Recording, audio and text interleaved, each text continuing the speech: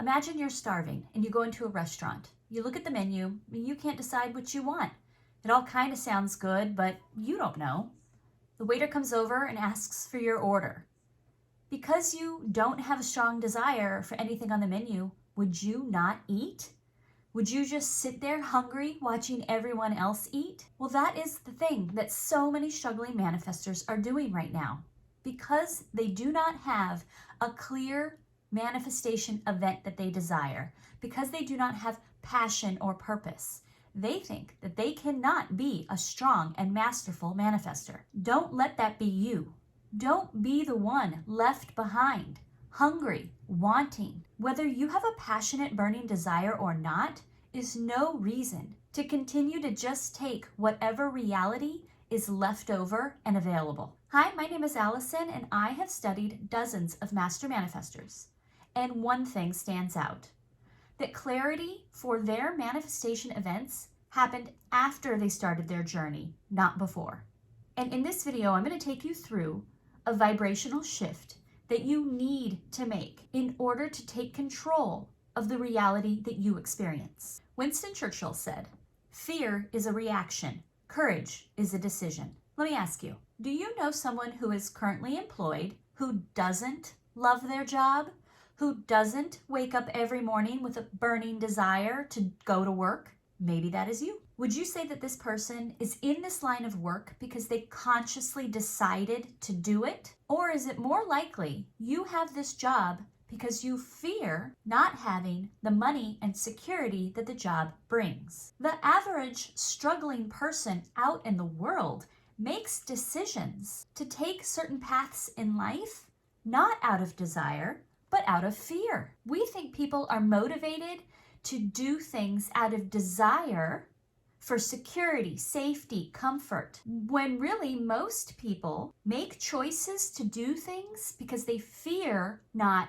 having them. It is a huge vibrational difference. And this is not your fault. This is what happens when we exist in the paradigm of do, have, be. When we think we have to do the things to have the things, then of course the opposite would be true. If we don't do the things, we won't have, we won't be secure or happy. And it is this fear that keeps people reacting to reality instead of creating reality from within. It's this reacting in fear and generating an energy that blocks our ability to be inspired, to have passionate burning desires, to have clarity and synchronicity and opportunity. But master manifestors broke out of this cycle, not because they had a burning passionate desire for an end manifestation, but because they had the courage to decide to start. And don't you think the next phase of your life is worth your taking some time now to decide that you can operate in desire and not fear? Master manifestors, first and foremost, got on the path of abundance and opened up their reality to receiving because they put themselves in a position to focus more on desire than reacting in fear. And through this, they were able to reduce and eventually set down huge obstacles of resistance in their way and called in huge manifestations. Most struggling manifestors, when they start out, are so full of resistance for what is that they cannot see or receive desire impulses. It's like carrying a huge box that you can't see around. You're holding this huge box of resistance for what is, just hoping to not trip. But you can't see through or around it to receive ideas, opportunities, synchronicities, and more desires. So that is what we need to vibrationally shift first.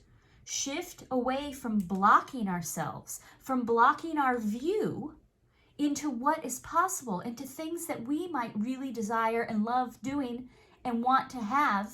We need to first be able to recognize it and see it, clear the path. As Eckhart Tolle says, accept, then act. Whatever the present moment contains, accept it as if you had chosen it. This is how master manifestors called in great abundance and their dream lives. Because they were able to see desires, identify them, line up with them, because they were not weighed down by the resistance to what is. So let's break down what Eckhart Tolle is trying to tell us into 3 parts. It would be most beneficial for you to think about one current resistance in your what is reality so that you can use that and work through it right now, so that even by the end of this video, you will have cleared up some energy that is now available for you to use to receive. Okay, part 1 of Tolle's statement. Accept, then act. Now, accepting a condition, person, or event does not equal liking it. It doesn't mean you agree with it. If somebody is screaming in your face at work, we're not going to positive twist our way into being a doormat. No, accepting what is more like being a reporter. Reporters who write about news stories such as war or catastrophes don't agree with them. The job of a reporter is to inform, to bring into light the facts of the situation and allow people the ability to make an informed response to the event rather than reacting in fear. Can you become like a reporter to accept a current what is condition, the facts of the condition, the actual reality of the situation without imposing judgment? A reporter is not supposed to take sides. They just report on the facts of the matter at hand.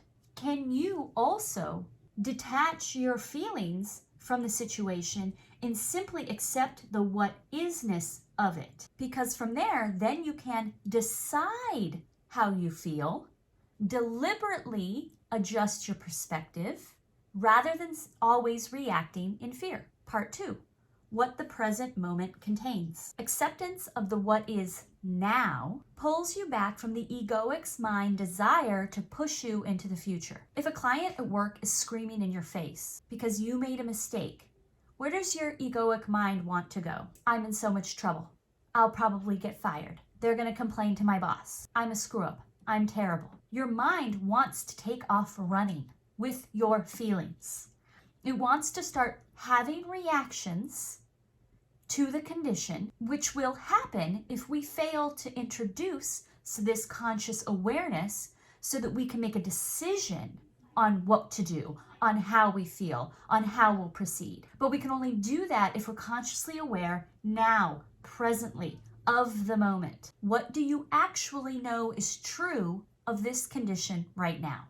Part 3, as if you had chosen it. That is probably the most powerful part and the one that most people will struggle with the most. But you can't be in charge of something that you don't own. I cannot be the creator of my reality if I believe any of it is produced by somebody, something out there. I can't believe I'm a reality creator except in a bad economy, because then I can't help that, it's the economy. I am always the creator of my reality, even when it's unconscious. Feel the difference between receiving reality and owning it. I would encourage you to say this out loud. I have no choice but to pay taxes every year. I choose to pay these taxes. I have to go to work. I choose to go to work. Say them out loud and feel it. Your body will even respond differently to the energy of those statements, and you can feel which one feels empowered. Now let's go to the next level. My family isn't supportive of my ideas and desires. I choose to believe my family doesn't support me. My boss is a bully. I choose a boss that I don't like. We cannot create a new reality if we don't first own the one that we're sitting in. For extra homework, you should add the word because to these statements, and then you will begin to see the underlying beliefs that you hold about these situations. I choose to have conflict at work because I feel uncomfortable. I don't think I'm good at my job. I had parents who were miserable at their jobs. I just think that's the way it goes.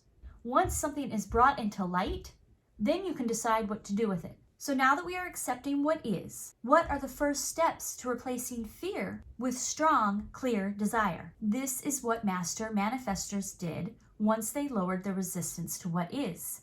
They opened themselves up to receiving. They spent more time focused on what was wanted than was unwanted. As Frederick Dodson says, we need to midwife the manifestation with a little action. Let's fan the flames of desire by pointing ourselves in a direction, by giving us something to do, by generating some ideas and inspiration, and then going with it. That's the trick. You gotta just start moving the energy.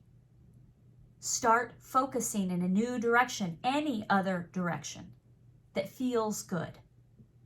With the following questions, hopefully this will inspire you for a desire or an impulse or an idea. If you could do anything this weekend, what would you do? Name one main attraction in your town that you haven't done in a long time. I live near the beach. I love being at the beach. Hardly ever go. Every once in a while, I'll just get a coffee and go sit at the beach, and it's rejuvenating. If you could drive anywhere nearby on your next day off, where would you go? Is there a hobby, a group activity, a class you could take after work one day a week? Is there an activity a friend keeps trying to get you to join? What kind of physical activity could you try that sounds pleasant or invigorating? Name something you used to love doing. Why not try it again? What is a small mindfulness practice? Seems like it could be really beneficial, and can you try that? Is there something you keep noticing? Like I kept seeing ads for yoga, and I kept hearing about yoga and thinking about it. I had never done it. I had never thought to do it. I had never desired to do yoga. But suddenly all these signs just kept popping up. And so I went with it. So I went to a hot yoga class. Lots of fresh energy, totally invigorating experience. It did not deliver a manifestation, but it put new, fresh energy in motion. And that's what we're going here for. Give yourself something else to focus on. The more practice you have in making decisions, this is what I'm going to do, this is the reality I'm creating, the more you build up your belief that you can be a reality creator of really grand things. Start filling your subconscious with wins, and then see if pretty soon, with this lowered resistance and new fresh energy, that you don't quickly have an idea of a destination that you want to head to, of a true burning desire that comes into play. I hope this video was helpful to you, and I look forward to bringing you more. Thank you.